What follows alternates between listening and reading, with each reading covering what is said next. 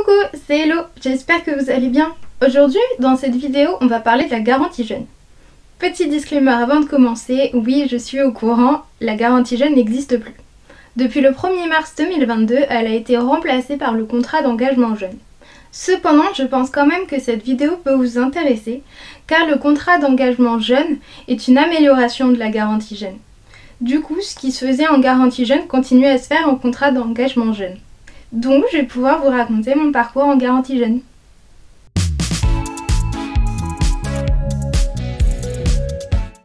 La garantie jeune est un dispositif mis en place depuis janvier 2017 pour aider les jeunes en grande précarité. C'est-à-dire les gens qui n'ont pas d'emploi, qui ne sont pas en formation, qui ne sont pas en études et qui aimeraient s'insérer dans le milieu du travail. La garantie jeune est un contrat entre le jeune et les missions locales.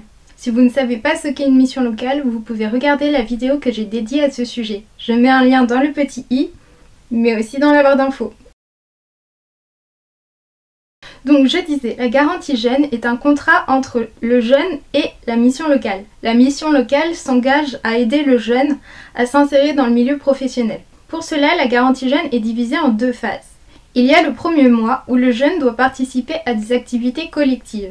Ce sont des activités variées qui vont de écrire un CV, écrire une lettre de motivation, s'entraîner à un entretien oral, mais également des ateliers sur le logement, sur la santé, sur la sexualité.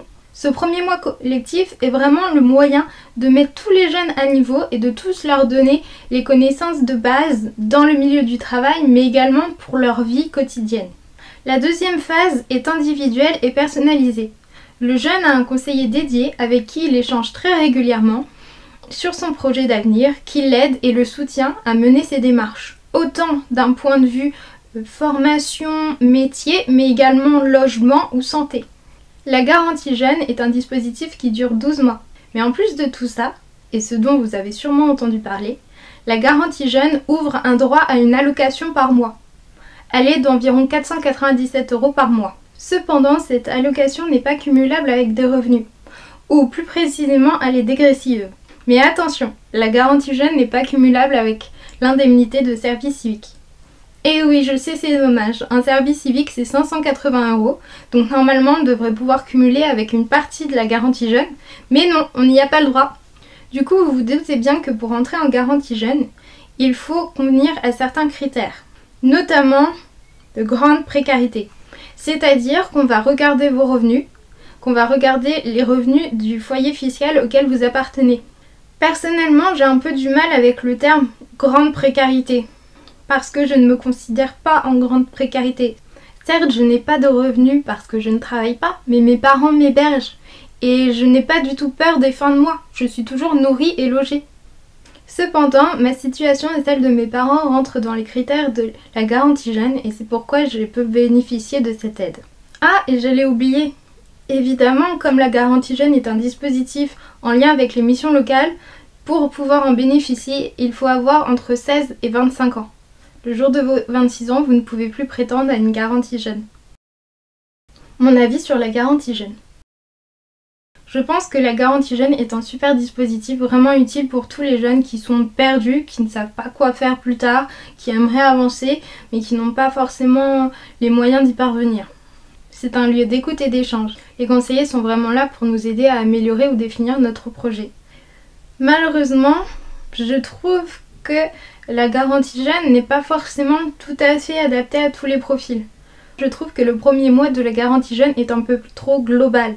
C'est-à-dire que moi, personnellement, dans mon cas, j'avais fait une licence de maths et durant ma licence, j'ai eu des cours sur comment construire un CV, une lettre de motivation, comment aller à un entretien d'embauche. Même si j'ai vraiment apprécié qu'on refasse en garantie jeune les scénarios d'entretien d'embauche. Je pense que c'est toujours utile de s'entraîner à l'oral. Donc oui, je me suis un peu ennuyée sur les ateliers du premier mois. Mais au moins j'ai bien ri et puis c'était sympa d'être en petit groupe. On pouvait échanger, discuter et il y a eu quelques discussions assez drôles d'ailleurs. Mais voilà, c'était un peu doublon pour moi. Et puis la partie santé, la partie couverture sociale, moi j'étais déjà au courant et j'avais tout ce qu'il fallait. Maintenant, c'est sûr qu'il y a des jeunes qui ont des difficultés et c'est super de leur présenter tout ça. En plus, complètement gratuitement. Et en plus, ils ont le droit à une allocation. Alors non, ça reste important. Ce qui m'embête aussi un peu, et c'est peut-être parce que j'ai 24 ans, c'est que quand je vois ma conseillère, je me sens un petit peu infantilisée. Alors c'est certainement mon comportement qui induit ça aussi, hein. Je devrais pouvoir m'exprimer d'une autre manière, mais moi quand je suis en face d'elle, j'ai vraiment l'impression qu'elle est l'adulte et que je suis une enfant. Alors que j'ai 24 ans et que mon projet était déjà bien défini avant que je commence la garantie jeune. Pour certains, ils ont vraiment aucun projet et c'est pas grave parce que la garantie jeune, elle est là aussi pour les jeunes qui n'ont pas du tout de projet, pour les aider à définir justement cette orientation future et cette insertion professionnelle dont ils ont envie mais dont ils n'ont aucune idée d'où aller. Donc bref, moi j'avais déjà un projet défini, monter mon auto-entreprise, j'avais déjà commencé des démarches, je m'étais renseignée sur comment m'inscrire à l'URSSAF, monter l'auto-entreprise, quelles sont les démarches administratives, et à aucun moment ma conseillère ne m'a posé la question des démarches que j'avais faites, comment je m'en sentais capable. À chaque fois elle voulait me mettre sur des formations. Alors encore une fois, je pense que ça vient de moi aussi, je me suis pas imposée, je lui ai pas montré par exemple que j'avais déjà imprimé des marque-pages et des cartes postales, que j'avais déjà fait des recherches de fournisseurs. J'aurais dû lui demander un temps d'écoute pour lui montrer que voilà, mon projet il sortait pas de nulle part et qu'il était déjà avancé. Mais quand je me sentais devant elle, n'empêche que j'avais tout de même l'impression de repartir à zéro. Cela dit, elle est super bienveillante et elle écoute. Je lui reproche rien, j'explique le sentiment que moi j'ai quand je suis en face d'elle. Cela dit, malgré ces petits points négatifs, je regrette absolument pas d'être entrée en garantie jeune, parce que sans l'allocation financière, moi j'aurais jamais pu me payer une formation à distance en illustration graphisme, parce que j'avais pas les moyens, et là ça me permet de décomplexer là-dessus quoi.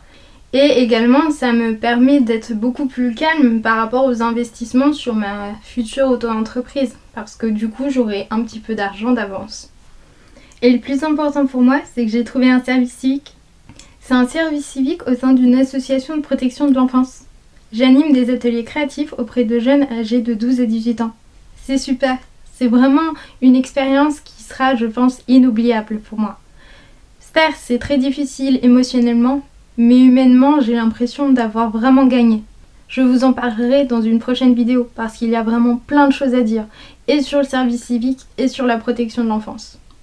Donc si à votre tour vous êtes intéressé pour suivre une garantie jeune, ou plutôt maintenant un contrat d'engagement jeune, je vous ai laissé dans la barre d'infos des liens gouvernementaux. Comme ça, vous pourrez faire vos recherches sur des liens sûrs et fiables. Et n'hésitez pas à me dire dans les commentaires si vous aussi vous avez été en garantie jeune ou vous venez d'entrer en contrat d'engagement jeune et ce que vous en avez pensé. Sur ce, je vous souhaite une très bonne journée. À bientôt!